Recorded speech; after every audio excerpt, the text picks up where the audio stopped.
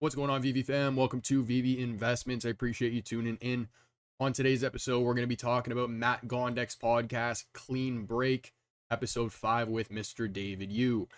So if you guys enjoy the content, make sure to like and subscribe. Comment down below what you want to see in a future episode. Without further ado, sit back, relax, and enjoy.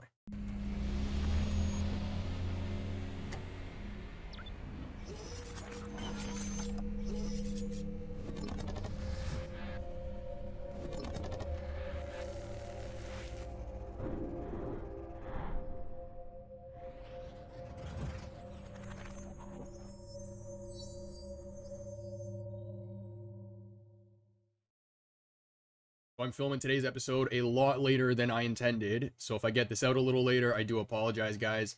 But we are going to be discussing 9 points that I took away from the podcast. So with that being said, let's hop into number 1. The first thing I want to talk about, and this was mentioned at the very beginning of the podcast when David and Matt are kind of, just chit-chatting back and forth. David talks a little bit about, some of the places that he went and some of the people that he met with.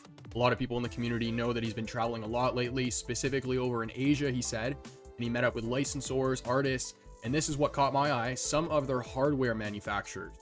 So this made me think of 2 things. One, the ecomi smart wallet. So if you're an OG in the community, you know exactly what I'm talking about. But this is a cold storage wallet that David and Dan were actually promoting in the early days of ecomi. So when he said hardware manufacturers, this was the first thing I thought about. The second thing is their display screens that they showcased at Decon when they did their Viviverse unveil, which is what you're going to see on screen with a little example of one of Matt Gondek's pieces. Now, one thing to note with this wallet is if you guys didn't watch our Comey's Partners and Providers Part 1 episode, we talked about a company called CoolBitX. It's actually the first company we talk about in that episode.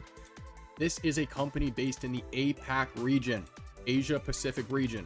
And although we haven't had confirmation from the team, I believe CoolBitX is actually the vendor for the ecomi smart wallet you see on screen. They offer a product called a Cool Wallet.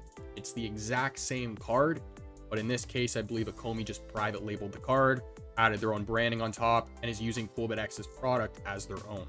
Now, I have no idea if this is what Dan was referring to at all. I'm just saying that I believe CoolBitX is the vendor for the ecomi smart wallet. And because David did say he was talking to hardware manufacturers over in Asia, just so you guys know, CoolBitX is based in that area. Next up, and this is something they did discuss a couple times on the podcast, but that's going to be licensor security and utility. So before I hop into these points, I do want to toss just a little clip up on screen. And that was one of the major reasons why a lot of the licensor got into understood what we're trying to do. Number one is if you can safeguard the assets, that's primarily what a major concern with is if you're exposed to hacking, what happened if our customers, your customers, lost their asset, how do we retrieve it, and so on. So the reason I made sure to include that video is because you can't really say it any better than David did. But in addition to what he said there, he does go on to talk a little bit more about utility. But right now, David knows that we're limited in terms of use cases. He even knows that if you put too many collectibles in your vault, it ends up just, overloading your phone. Most phones can't handle the processing power and, ends up crashing. Now, we did talk about how they actually discussed different types of utility beyond what's currently available on the app. This was a way for them to actually sign more licenses for veve. So I believe that not only did they just discuss more utility, I'm sure they had mock-ups or certain iterations to show their potential license as well.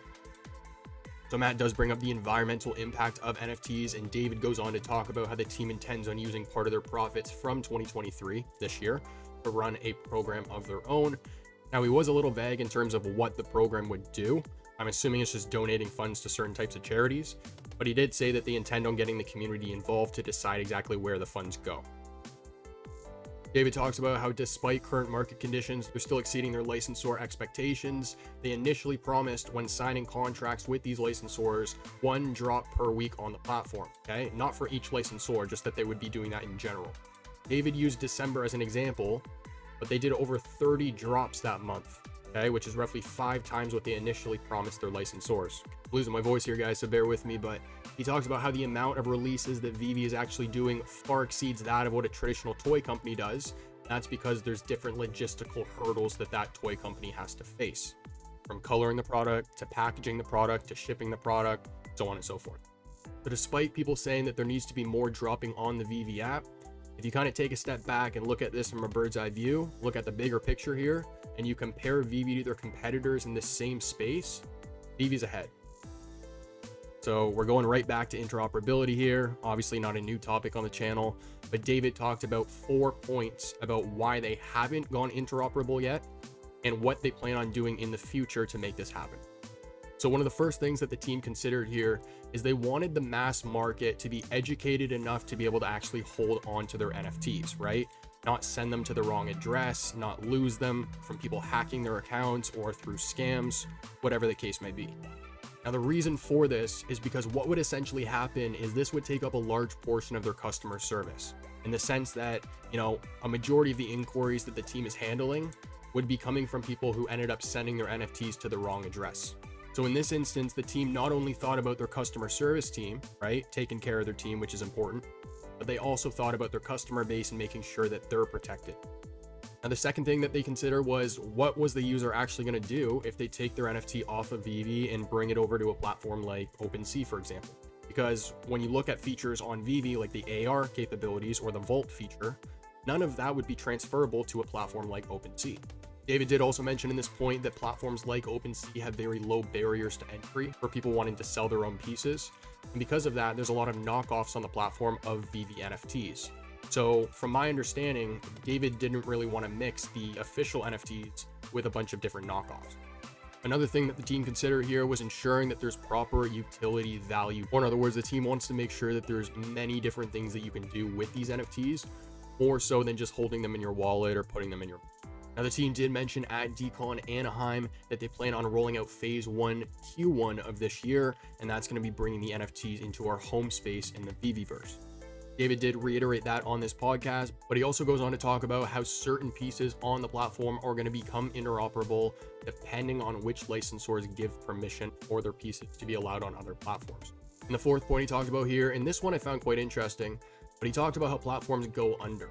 Now, obviously, we just saw this happen with a major exchange, FTX, but David pretty much says that, if veve allows their users to transfer their NFTs to a platform that eventually ends up going under, then that's going to end up coming back to bite veve, right? What's our community going to do? They're going to hop onto Twitter and they're going to start blaming David, Dan, or Reese. So I can totally understand that. But David did say that there was a large platform that they planned on working with that ended up going under. Now, I'm not sure if that is FTX. It does kind of sound like it. But regardless, if that would have happened, that would have sucked. So I'm glad it didn't. Now, still talking about interoperability, David does say that they're not currently talking to any Web3 companies in order to get veve NFTs on their platform.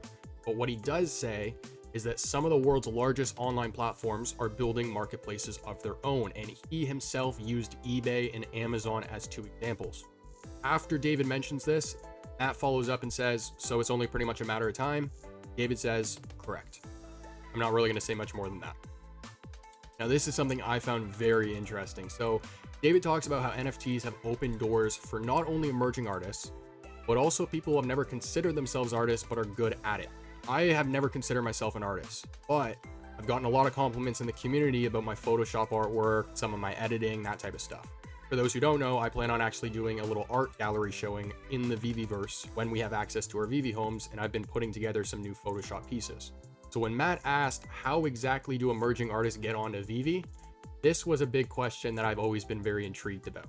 So David goes on to say that, generally speaking, there's low barriers to entry in the space, right? When you look at OpenSea, it's not really hard to create your own account and make your own piece. But for veve, there's a little bit more of an in-depth process. There's 3D models involved, there's coloring, lighting to make sure it looks good in AR, right? David said you have to put a lot of thought into the series, but he said that the biggest contributing factor is relevancy, or in other words, you have to have an audience and something to be able to market to that audience. Now, I've had some comments on my work that veve needs to hire me, which a little flattering, and I appreciate that. That would be a dream come true. But talking about a dream come true, being able to drop something on veve, don't even get me started. So I'm going to continue my little Photoshop pieces. I'm going to do this little gallery showing when we have our home space. But I've also started to work on my Blender skills so I can start putting together little characters of my own, because who knows what could happen with something like that. If you're somebody like me who wouldn't consider yourself an artist, but you are good with digital tools and graphic design and that type of stuff, comment down below what your thoughts are on this as well. So second to last, David did also remind us that user retention still remains high despite current market conditions. He said that some of the best data that they've been able to collect has allowed them to understand that their true fans are actually still holding on the platform. So he said that they're not flipping. Now, understanding that we do have a lower active user base from our all-time highs by quite a bit, this didn't really surprise me to hear that. And that's because, you know, you hop onto Twitter and you still see a lot of active community members who are still accumulating and buying in the secondary market. And last but not least, I wanted to round the video off talking about edition sizes. So this is something that I found very interesting, and it's something that I haven't heard anyone on the team, including David himself, talk about in the past at all. David talks about how veve was never really intended to be an app to make quick money, right? This has been mentioned in the past. If everyone who bought it on the drop, you know, heads to the secondary market right after their drop to sell it for 10x the retail price, then what's going to happen is their licensors are going to start to question whether they're pricing their drops too low or not. Or in other words, they're going to see a potential to make more money. Now, David said that during our last influx of users, this was back in January of 2022, around that time, veve actually raised the edition sizes to prevent inflated prices and try to cool down the market. He said that they used the exact same approach as a trading card company. So when a card company ends up selling a series that's selling really, really well, what they end up doing is they end up printing more of it, right? Because they don't want that, you know, $1 piece of cardboard, in David's words, to all of a sudden shoot to $1,000. You know, earlier on in the podcast, David had made a couple comments about, you know, why he thinks the economy is where it is. He talked about interest rates had gone up, inflation rates had gone up, you know, new regulations were being introduced. They had to introduce their KYC, take care of all the bots, the crypto market bubble popped. And, you know, speaking of bubbles, that's exactly what they're trying to prevent. An inflated market with inflated prices that aren't actually reflective of the true value of these pieces. All right, so that's going to conclude today's episode, guys. I hope you enjoyed. Like I said earlier on, if you guys would be interested in dropping something yourself on the veve platform, I want you guys to comment down below what exactly that would be. As for our next episode, if David does end up doing the interview with Binance New Zealand, I do want to recap that. But if you guys enjoyed this one, make sure to like and subscribe. Comment down below what you want to see in a future episode. As for our next, I'll catch you.